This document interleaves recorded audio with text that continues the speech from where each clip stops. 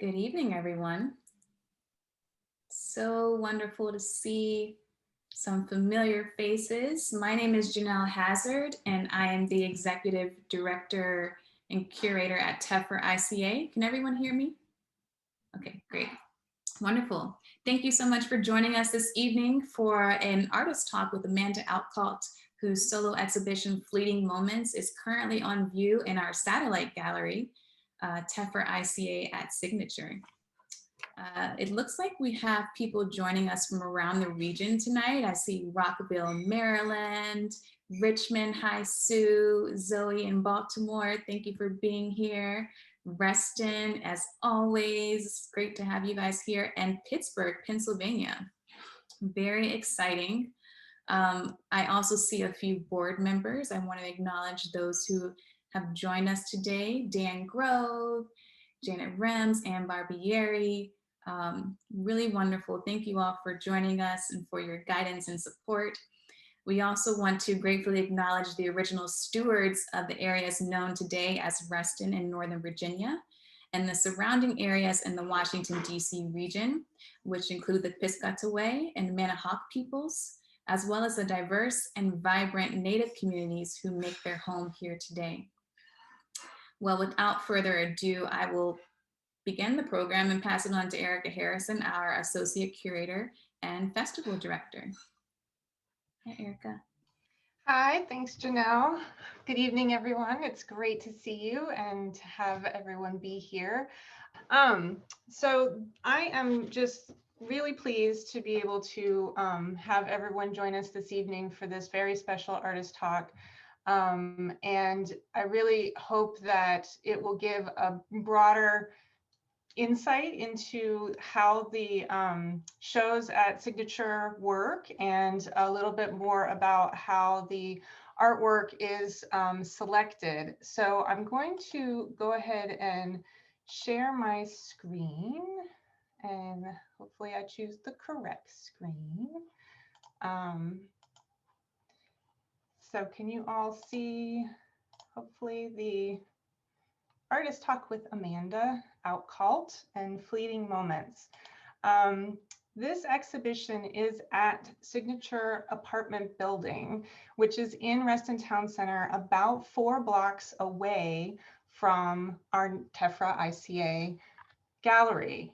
And inside of the apartment building, there's a beautiful lobby, and you can sort of see right down here in the corner as you walk through the lobby. Over to the left side is the Signature Gallery. We have this partnership thanks to our wonderful partners at Bizzuto and Boston Properties. This was an innovative partnership that started about 3 years ago, where we rotate regional artists who are really pushing the boundaries of being gallery artists, being experimental artists in innovative spaces like Signature Gallery, but also keeping our local ties. So we've done a couple of different types of installations here, and I'm very pleased to introduce the works of Amanda Outcalt. Amanda is currently living and working in Washington, D.C. She graduated in 2008 with a BFA in painting and metalsmithing from East Carolina University in Greenville, North Carolina. She pursued a K through 12 art education license at Old Dominion University in Norfolk, Virginia. And since 2017 has traveled the country participating in art fairs. These juried festivals is where we met Amanda. So Amanda was in our 2019 Northern Virginia Fine Arts Festival, and she won an award of distinction at that event.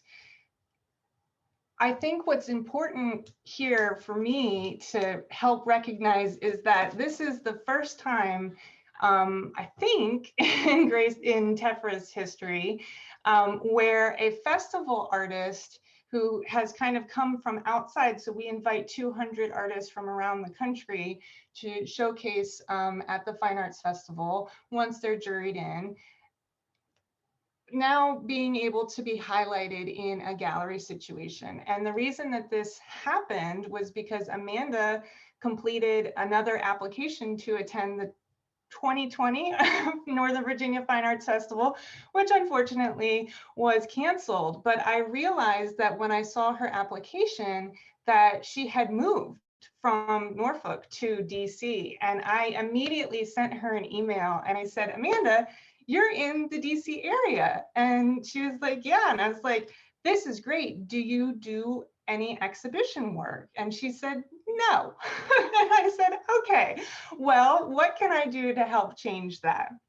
So I would like to point out that even though Amanda has only been doing fine art festivals for a couple of years, she's actually won about 22 awards in the less than 30 shows that she's done. So I am not the only person who is saying that Amanda's fantastic, but Amanda's fantastic. She has also been included at group shows at the Virginia Museum of Contemporary Art in Virginia Beach, the Charles Taylor Art Center in Hampton, Virginia, and Emerge Gallery in Greenville, North Carolina, as well as Park Gables Gallery in Harrisonburg, Virginia. So it's not that she doesn't have gallery experience, it's just that her work is so sought after by her collectors that she often doesn't have enough to do a show. And that was actually most of our conversations this fall about doing this exhibition, because it became such a collaborative process. I would select works and then she would say, well, unfortunately, that one's been picked up by another collector. So what about this one? And then she would make something new. So what I want to do is walk through our exhibition and give you a little bit of insight to where I was thinking. And then I want to turn it over to Amanda and then do the Q&A. And part of what I think is really wonderful about tonight's opportunity is not only that Amanda is going to be talking with us about her inspiration and concepts, but also giving us a demonstration of her process, which is extremely labor intensive and no small feat. So what you're looking at here is the first view in the installation by the photography was done by Greg Staley. And you can see the title wall now has, instead of paper cards, now has a QR code so that people can be directed to our website. And you'll notice that the first two pieces are actually of a walrus. And so one of the walruses, which is this one, I don't know if you can see my mouse moving, but that one is holding 3 balloons, and one of the balloons looks like a moon. And then in the next iteration, the walrus is holding a bunch of jewel colored balloons. And the reason I put these two very close together was because I immediately wanted the viewer to understand that these are prints. So when you look at this work, it's not necessarily immediate that this is a printmaking process. And so I really wanted to sort of just put that out there right away, which is why I decided to do those two next to each other. I also wanted to make sure that some of one of the wonderful features of what Amanda does is that she works in multiple scales. And it's very hard to do printmaking at such a small scale. And I'm going to let Amanda talk about that. But I wanted to highlight some of these very intricate, detailed works right up front. And because the hallway has such a long view, I really thought it was very important for the viewer to be able to see them in multiples. And so I actually have done that twice. So the 3 that are flanking on the right side, and then the central piece, and then the 3 flanking on the left side, to kind of give this very familiar way of looking at art, but also like being able to focus in on these smaller pieces together. They also tell a little bit of a story. So the ones that are on the top, the It's called Inflated is the title of the one on the top right is a, oh, what's that creature called? A blowfish. A blowfish holding balloons. And then the one on the left is a hummingbird that's attached to a paper airplane. And I kind of wanted them to feel like they were the ones that were lifting the rest. And so then there's another hummingbird and an elephant. And then the two at the bottom are an elephant walking on a tightrope and a camel that is walking with a yellow balloon, which I wanted them to sort of be on the ground. So as you can tell, when I was arranging these pieces, I was telling myself stories. And that's one of the magical things about Amanda's work is it's not just, you know, these beautiful images, but then all of a sudden, all of these stories start coming out. So Greg then moved down the wall and he took another picture of the next grouping, which starts with a very, very large piece. And I realized that we are in, you know, this virtual space. So you can't really tell how big this piece is, but it's really big. So in comparison to those tiny little hummingbirds, then all of a sudden you're confronted with this huge polar bear, again, is just a indication of Amanda's versatility and also the mastery of her medium. I will give a shout out here to her husband, Joe Hoyt, who did all of Amanda's framing and did a superb job. We did have Barry Broadway's help with some of the glass for these pieces. But Joe and Amanda really have their bag of tricks totally sorted out. And I was just really appreciative of the nice framing because it's not easy. It's, you know, these are just challenging to be able to see what's going on underneath them as well as what's going on through them. So then next to the next piece down the line, we have the quadrant, I like to call them. I don't know what's the better word for that. But the little hippo relishing the rain. This was a piece that I had admired almost, I don't know, first thing. And I really was hoping that it could be in the show, but the photographs that were available for me to look at were not amazing. So I was a little bit hesitant. And I am very pleased to say that these works just are stellar in person. You really cannot tell the depth of the works through imagery, although we're going to try. So this is a detail of Hope During the Storm, which is, I'm just going to scoot back for a second, the large camel piece that is here on my right. Hopefully that's your right too. And what is important to point out here is the range of Amanda's work. So thread, paint, colored pencil, and the embossing of the etching. It's really imperative that you get close to Amanda's works to be able to see them. And I just wanted to throw that in to make sure that you had sort of a grasp of what that looks like. The next wall is another series of 3 as you're going down. So Pop Gun, and then Grief and Love, and the Bison and the Pool, which is called Forever Summer. All these works were created this year, which is also quite amazing. Actually, I think there's maybe one that was created in 2019, but 2020, quite a big year for a number of reasons, but for Amanda, who is very prolific, it's just amazing. And then we get to the end of the hallway and we have our cornerstone of the Dream Travelers, which are these beautiful rhinoceroses attached to the moon. And I really hope that the people who are able to view this installation in person have a really just an awesome opportunity here. So at this point, I'm actually going to end this slideshow because I want to turn it over to Amanda to make sure that we have time to hear all the things from her. But you have an overview of what the gallery looks like. And I also just, if you have any questions, put them in the chat and we will get to them at the end.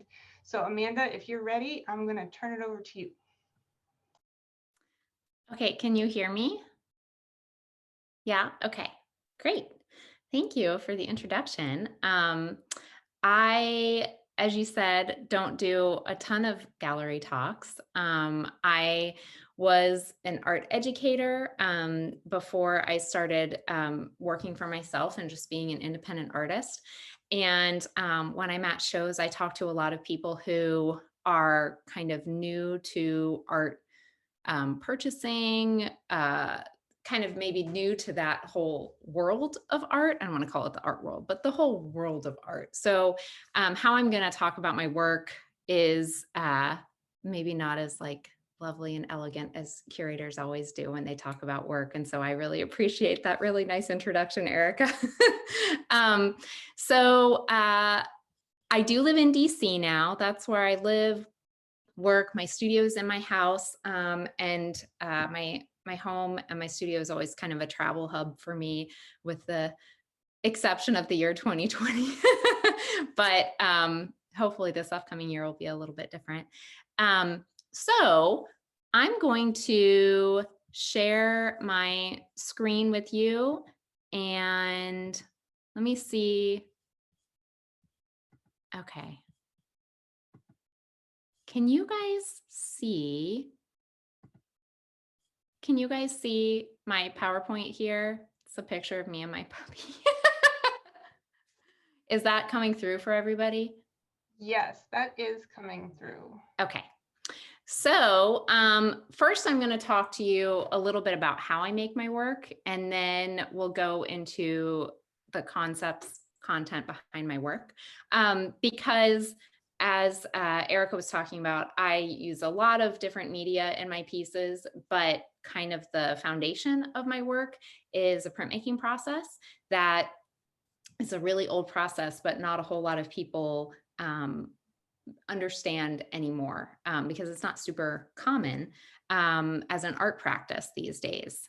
So as a general umbrella, my work process starts with kind of an idea or a life event that happens to me, right?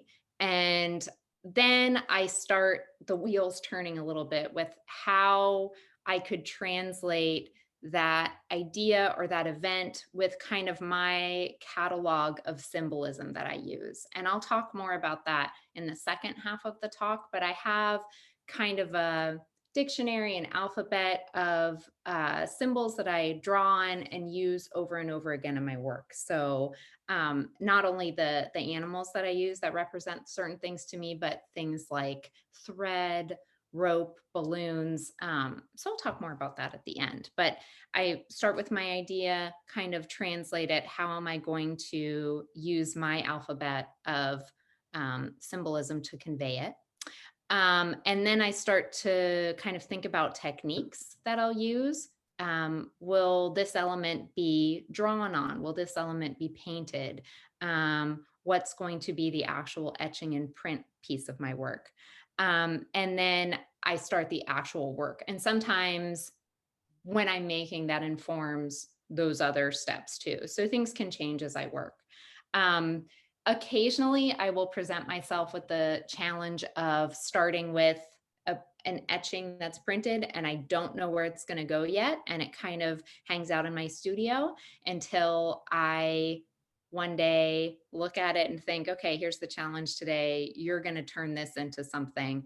But that's not the typical way that I work. That's the way that I work when I'm trying to kind of stretch my creative muscles and make sure they're still there. So recurring themes in my work are loss, relationships, memory, and hope. And again, at the end of my talk, I'll discuss a little bit more about the content behind my work. First, I'm going to talk to you about how I make it. This is the polar bear piece that's in the show that I was working on this time last year. So you can see over here on the far left of your screen, there's a large polar bear. That is the etching part of the piece. And I'm starting to kind of sketch out and paint the other elements that I wanted to add, these kind of broken icebergs. There's a detail shot there before I've done any stitching, but you can see the pencil drawing, the paint, and the gold leafing of those little stakes in the icebergs that the polar bear is kind of trying to keep together. Like I said, the etchings I think of as a foundation for my work. The cool thing about printmaking and etchings is that you can make multiples of things, right? But the idea of working in multiples where the piece would be exactly the same every single time is a little boring to me. And I didn't go to school for printmaking. I went to school for metalsmithing and painting and drawing. So when I took a printmaking course, just as kind of a fun thing to do over the summer while I was teaching, working on copper got me very excited because as a metalsmith, I like to saw into copper. It's one of my favorite parts of metalsmithing and jewelry making. So this is just a quick process shot of a piece of copper where I'm doing the drawing for the elephant. I'm etching that drawing in the acid bath and then removing it from the acid, sawing it out, and then you can see the final print. It has some embellishments on it, but in the sewing, but you can see kind of the few stages of the etching process. And I have a video that I'm going to show you guys that will show you start to finish the etching process. And I'm also going to do a really quick print pulling demo as well, which I tried to watch myself do it earlier on my computer where I was going to have it set up, and guys, we're just going to roll with it. We're going to see how it goes. So I wanted to include this image. There is a piece with this little camel in the show, but this gives you a little bit of the idea for those of you who aren't going to be able to see the exhibit in person. The kind of embossment of my copper plate onto the paper. I think with the small etchings, you can really see it. So on the left, here's my paper before I pull it off the press. And on the right, hopefully you can see that little shadow around it that gives it that little bit of dimension. And again, the irregular edge of it is because I've sawed it out, and it also frees me up to do whatever I want to do with the background. So I am going to, let me minimize this. I want to show you guys a little video that is a highlight on my Instagram page. I documented every single process moment of this large etching that I just made this past fall. And it's a much better illustration of how it works than me just telling you how it works. So do I need to stop sharing my screen and then exit out of this? All I'm seeing is my PowerPoint. I think that might be true. Okay, let me try that. Okay, so can you guys still see my PowerPoint? No. Oh, what can you guys see right now? Because all I can see is my PowerPoint still. Here, okay, there we go. There we go. So let me share screen again. I think you guys can see here, I'm not really a technology person. And I don't do a lot of Zoom meetings for work, obviously. So this is kind of new to me. I'm going to share my computer sound because that way you can see. Okay. Can you guys see my Instagram page on my screen? Okay. So just so you know, what I'm about to start is me starting with a clean copper plate, and I'm going to apply the soft ground to it. Some of the audio in this video is harder to hear than others. This initially, particularly because I'm talking over me rolling onto the sheet of copper. But I still think you can hear it. I still think it's a good way for you to see how this whole process works. And I may skip over certain parts that I think are unnecessary. And then at the end, instead of showing you the piece printed, I'm going to show you in my studio live, me pulling a print of it. I am applying the soft ground on my griddle. Let me ask you guys a question. For some reason, I've got this weird overlap of these other two images on my video. Does everybody see that, or is that just on my computer? We can see that too. That's weird. Okay, hold on. Give me a second. Give me a second. All right. That's better. Try to get an even coat with the feet. Sort of a delicate process.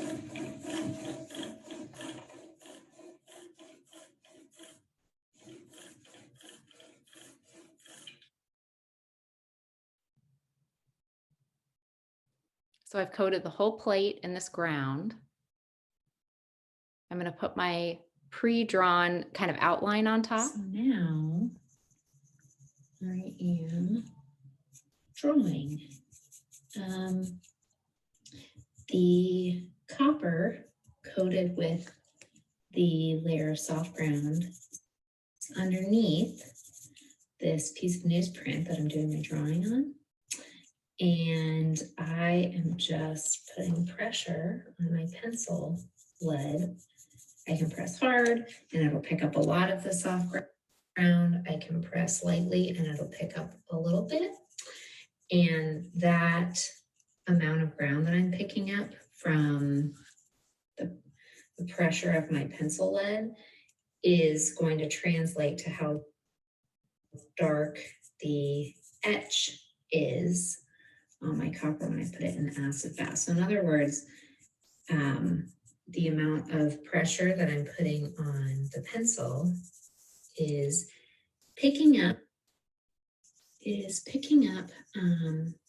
the ground and basically like sticking it to the back of this piece of paper. So it's picking it up from the copper coated with the ground and instead kind of removing the ground from that copper and allowing the ground to stick to the back of this paper, and that will translate in the etch.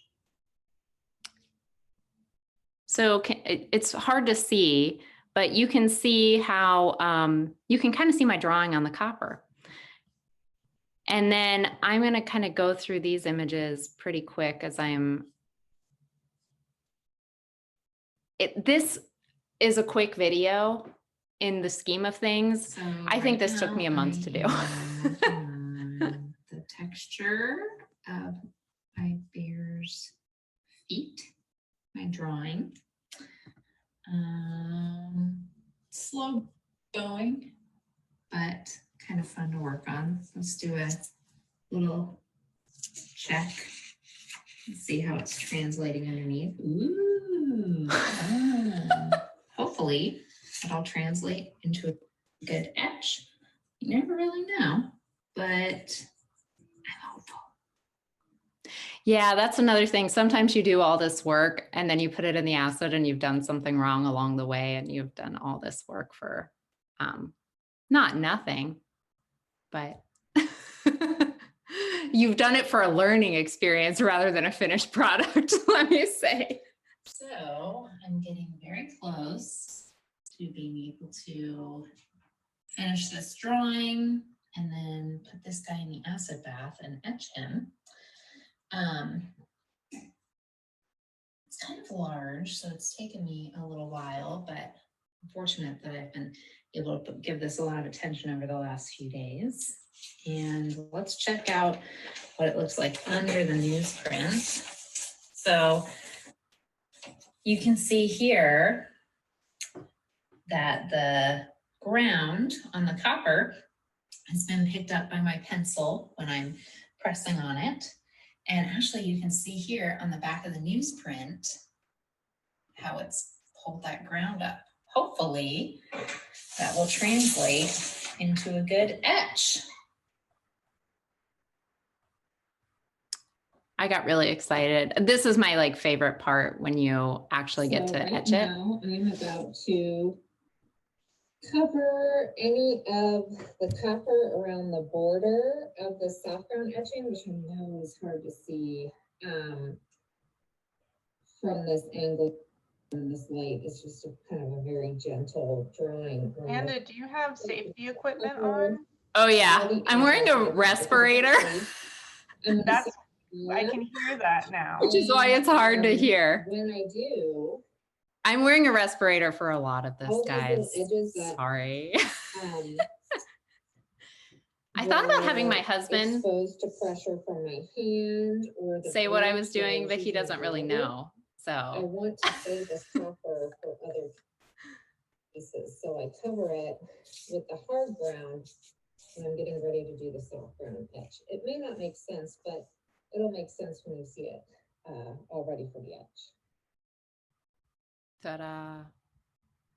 So now that's going to go in the acid bath when the hard ground dries. Okay, guys, this is my bathroom. And then I need it to be placed somewhere where I can reach it. Okay.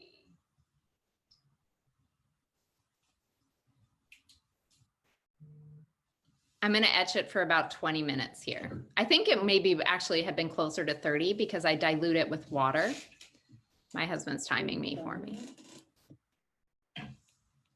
So the bear is in this acid bath, and I am going to gently just kind of agitate it. I'll etch him probably for about 20 minutes, but I'm doing it by eye. I don't want little bubbles to collect, so when I see them, I'm just gonna kind of lift it out of the acid bath, place it back in. And when it's finished, the reason I'm doing this in the bathroom, I'm gonna put it straight in the shower and rinse it off as soon as it's done to stop the etch. And so that's what I'm doing. The next 20 minutes are both boring and exciting.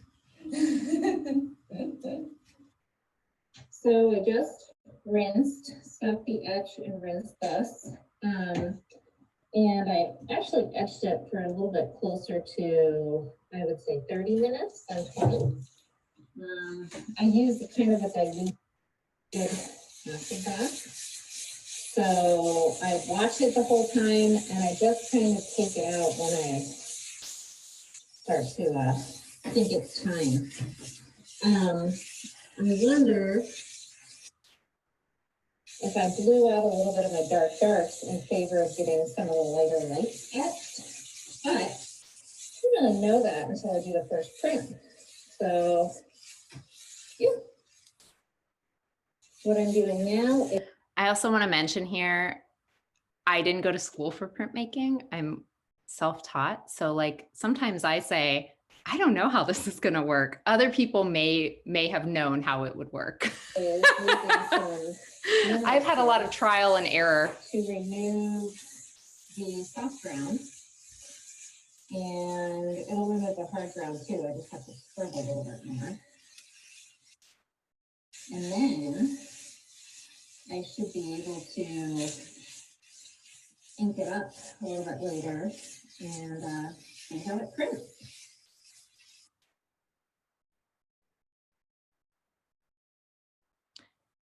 So I'm doing the inking before I saw it out because I'm going to also do another layer of etching with a slightly different ground.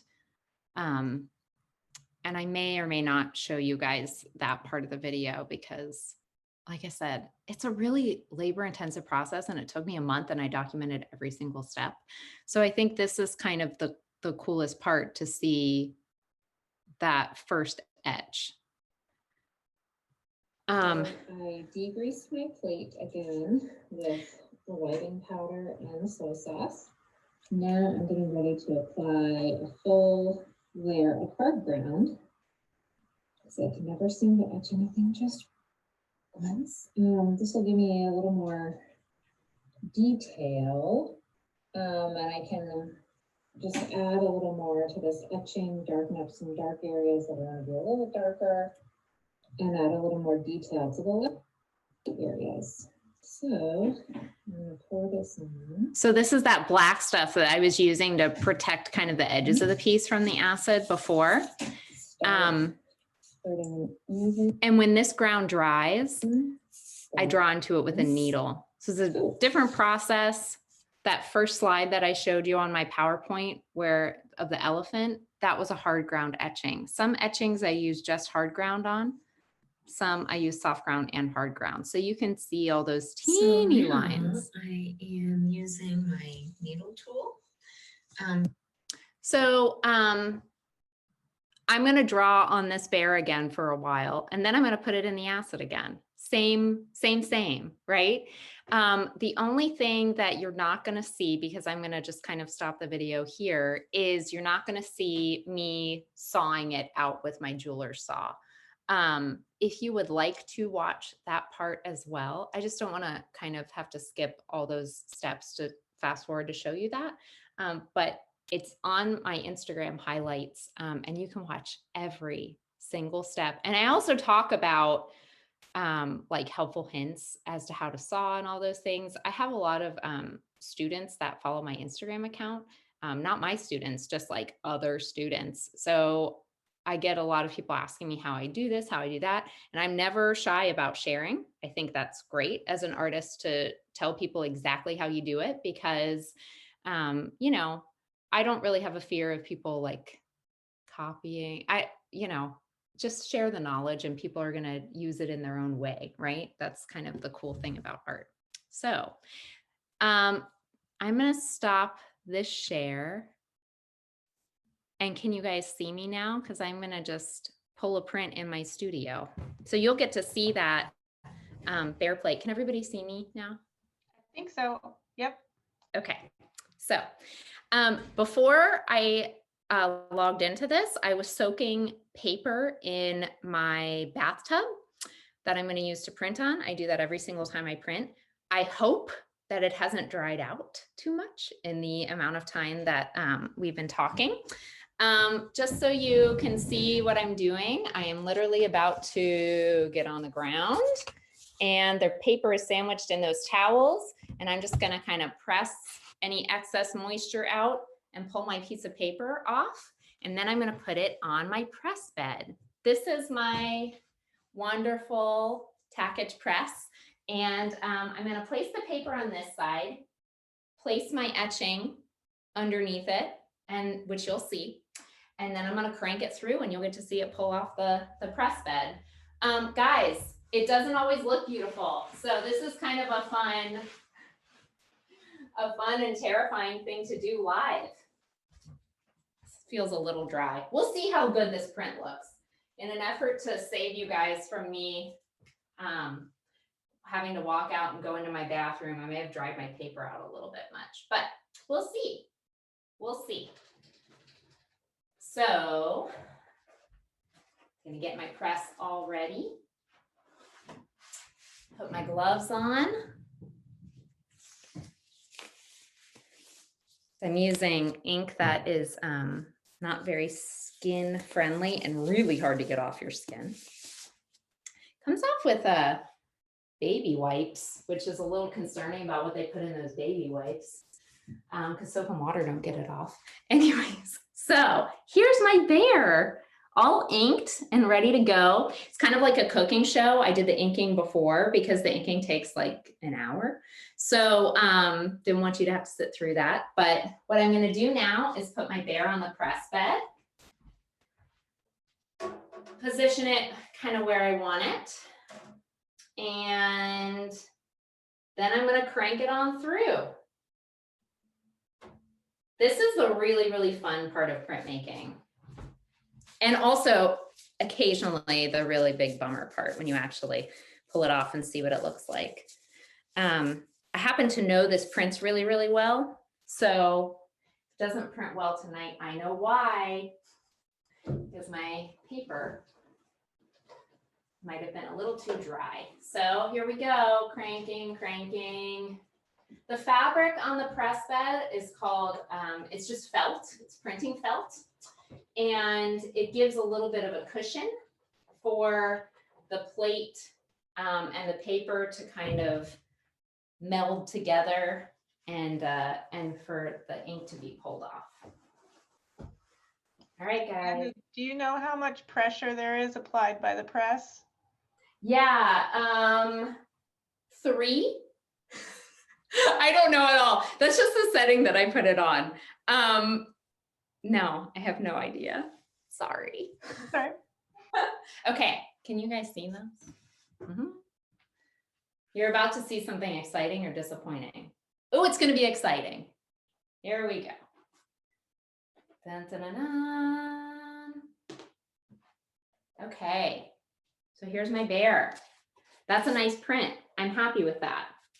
So, I don't know, the details are going to be hard to see, but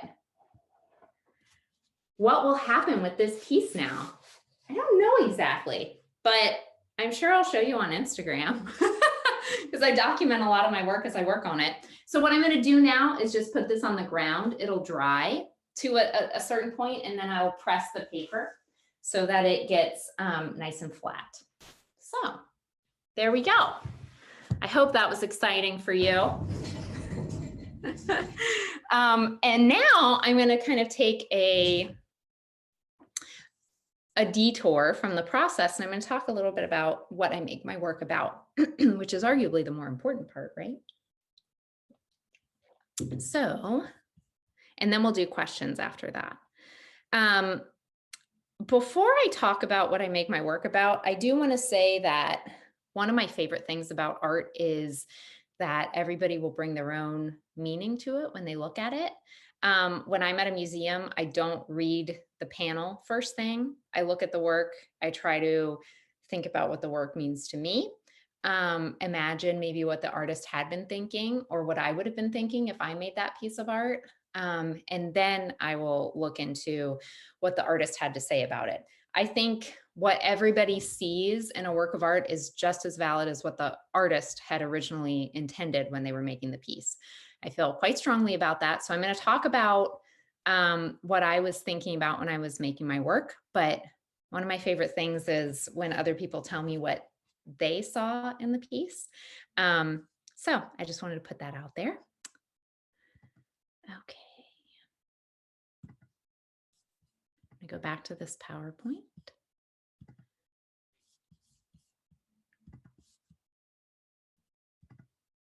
Okay, so this piece is in the show that Erica was showing you earlier, and this is me actually stitching into the paper on this large work. So this piece is called Hope During the Storm. That camel etching I use quite often to show kind of this idea of carrying a burden, right? We use camels as beasts of burden. Often they have those huge humps that kind of show baggage in a very physical way, which I think is very interesting. And my birds are always a little more hopeful. So the camel is kind of pulling all these clouds along. They're rain clouds. They're beautiful, but they're sad, right? They've got this rain kind of that the camel can't shake. And then these birds are coming along behind with this kind of little magic around them as a symbol of hope.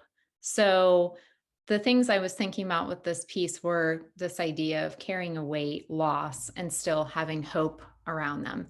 In the didactics that Erica made, a lot of the imagery in my work, especially over the last few years, is about my husband and I, our journey to try to grow our family. I'll say we have a family, it's the two of us, but trying to grow and add to it.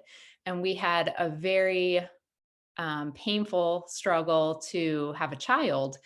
And it was kind of all encompassing with everything that was going on in my life. And so a lot of my work is kind of about that idea of every month hoping that something would go differently, every pregnancy hoping that something would go differently, and then disappointment, and then trying to rein back that hope and try to do it all again. So this piece is about that. So are these. So this idea of, I use water in my work a lot. My husband is an underwater archaeologist, but I also like the idea of showing things that are kind of leaking and pouring out as kind of this piece of you, or something that's a part of you that's leaving and missing. This is the same etching, this large rhino, which I use as a symbol of scarcity, extinction. And these are two different applications of using that etching. And I've embellished with pencil drawing and paint and some gold leafing. But the kind of theme is sort of the same, right? And to me, it seems quite literal when I look at this piece, the idea of losing a child, miscarriage. But people never see that when they look at it at a show. They always say, oh, well, this is kind of a war scene. This rhino is me. I'm tired. I give everything to my children. And this is how I feel at the end of the day, that kind of thing. So that's what it is for me. But like I said, I love to hear what other people bring to the work. A lot of times I'll use water in more of like a still, serene way, but in these pieces, it's a little more upsetting, stormy, rough application. So, like I said, a lot of my work is about our journey to grow our family. But at the beginning of this year, we moved to DC, which was also a big life change for us. We left all our friends. We had lived in Norfolk for 11 years, and we moved here. And I was feeling this isolation. I had no idea how we were going to meet anybody. How do you meet people as an adult who doesn't go into an office and have a job and is just by herself all day?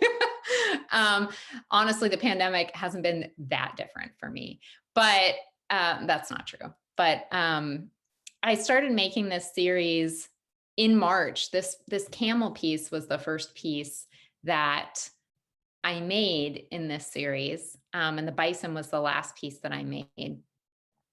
And I love swimming. It's kind of my decompression, a safe zone. It's very rhythmic. It feels kind of comforting to be immersed in water. And when we first moved here, I made sure I went to the pool near our house all the time, because it was just kind of this anchored sense of, okay, this is my stress relief. This is my place to breathe and get centered. And to feel a little more normal in our new existence in a new place.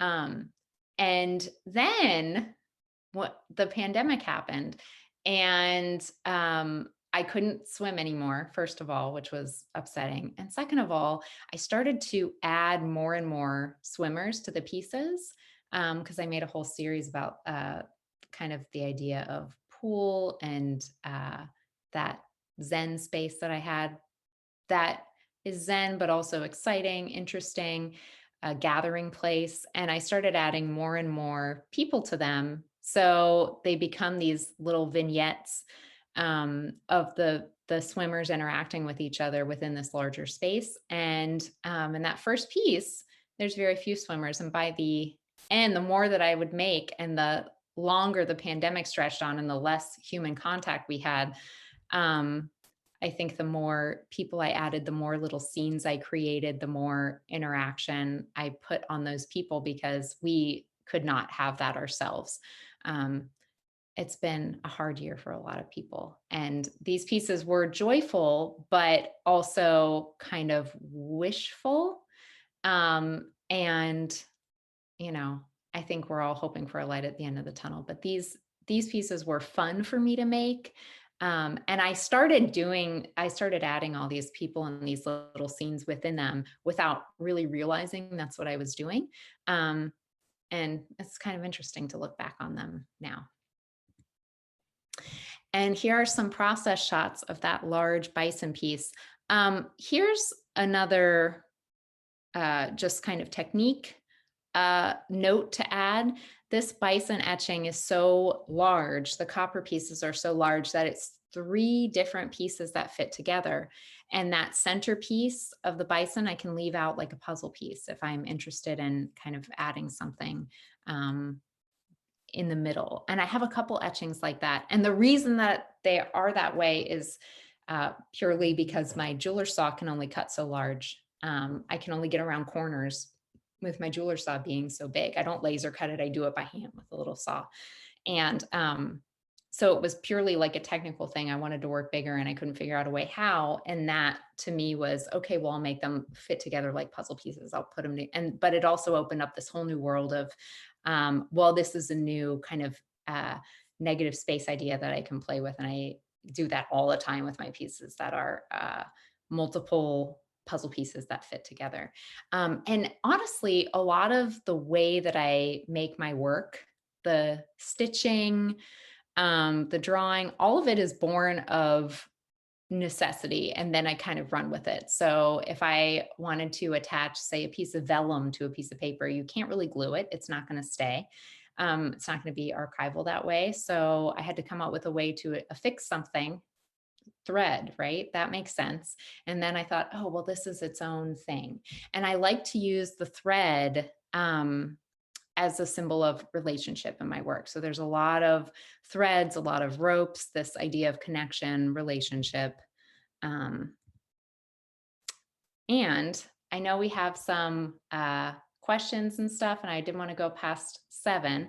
So I hope that's not too abbreviated. I'm happy to go into more of my pieces and my symbolism, but I just wanted to say, guys, there was another slide here. No, there's not.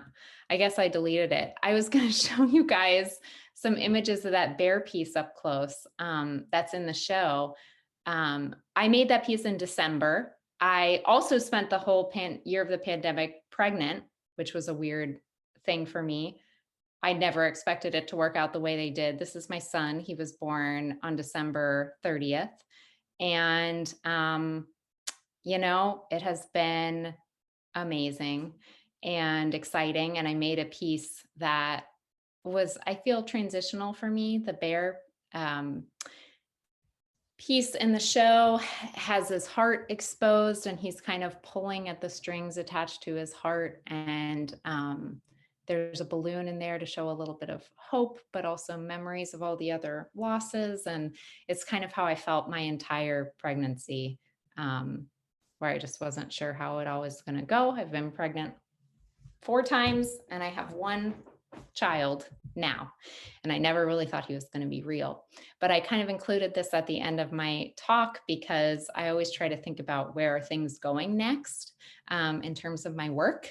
And first of all, my work has slowed down significantly. I think you can imagine. He's 6 weeks old now. So I keep thinking, how am I going to work in the studio and have him? And I know it's all going to level out. But I also think kind of the ideas behind my work and the things that I'm playing with, the imagery I'm playing with will probably evolve and change in an exciting way. Every time something happens in your life, you know, it impacts your work and what you do, even if you're an artist or whatever your job is, your career. So I'm interested to see where it goes next. So with that, if anybody has any questions about the concepts behind my work or how I make it, I am here to answer. And I hope that that talk made sense. Wells did not have a good night last night. And so I'm quite tired. So hopefully that made sense. I'm going to stop. It was great. You're great. Thank you for being so generous with your studio time and also your explanation, the honesty and candidness. Plus your cheerful disposition is amazing. I mean, you're just really an amazing person.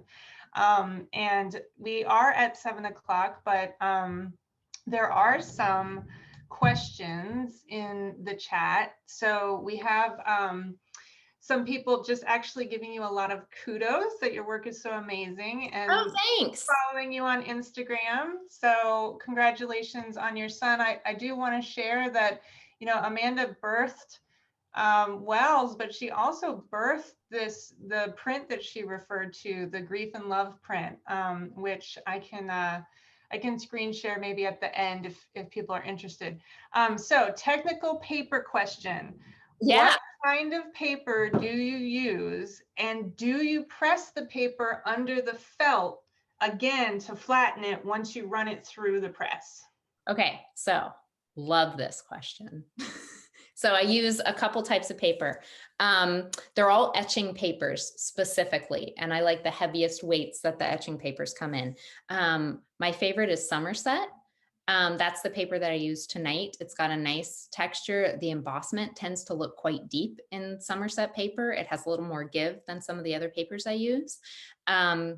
Another type is Reeves BFK. They make an etching paper that comes in some nice colors. And then Pesha is another etching paper that I use that doesn't have as much texture, but it comes in like beautiful colors, like a bluish gray. They make a blue. Anyways, so that's the kind of paper that I use. Now, you could run it back through the press. I have run a print back through the press in order to print another etching overlaying an etching that I just printed. Don't know if that makes sense. Like I could ink these little plates and put them on the press bed next to each other and print at once. But if I wanted it to look like this bunny was in front of this other bunny, then I'd have to print it twice because I can't lay these two on top of each other on the press bed because the pressure of the press is so great that it would damage this plate because the other copper plate is underneath. So I have run it back through the press purely to give dimension, one thing overlaying another etching. In order to flatten my paper once it dries, because printmaking paper has this beautiful wave that happens when it prints,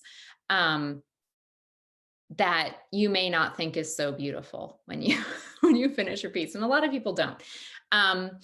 So I have these large boards called Homosote boards. They're in my closet. You can pull them out if you want, but basically I lay it flat on the ground, lay a piece of newsprint, put my etching paper that I just printed on in the middle, another piece of newsprint, another piece of Homosote board. So it's like a big sandwich and it flattens it. Yeah. Did that Thank you. answer the whole question? Yeah, that was great. that And part of thank it? you, Okay. Zoe, for asking.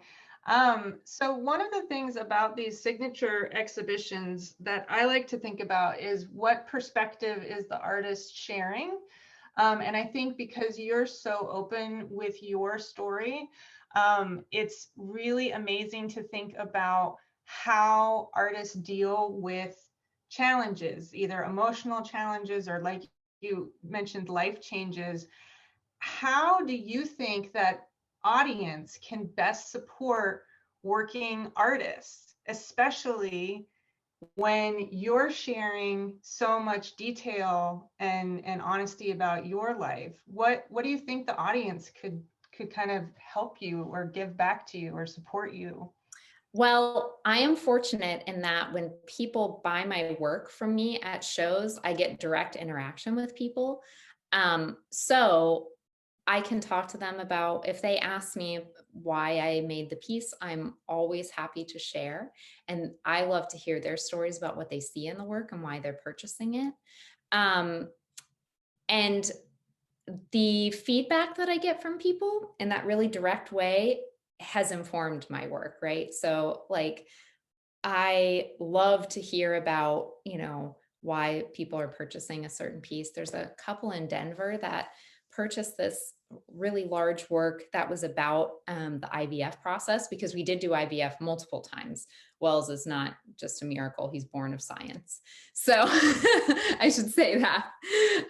But I told them about what that piece was about, these elephants and this tightrope and all these things balancing, and how I felt my life was going, trying to do IVF, travel for shows. We were getting ready to move. It was a lot. And it was called Controlled Chaos. And I said, well, that's what that work is about. And she said, well, we see our lives in this. We have twins that we conceived through IVF, and I could just like it. I made this connection with the way our lives are with our twins, and it's so cool that there's that element of it too.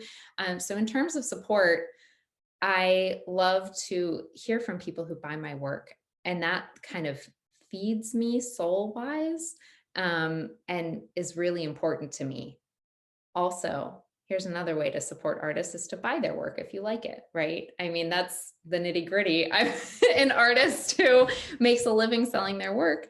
And, I love to hear from people. And it's really, really touching to me that I can do this for a living, that enough people buy my work, that this is what I get to do. Like when I say I'm going to work, I'm just like walking upstairs into my studio and thinking about what do I feel like making today, which is amazing. And I honestly couldn't have imagined that my career would have gone in this direction. I was hopeful that it would, but I never really quite thought that it would. So yeah.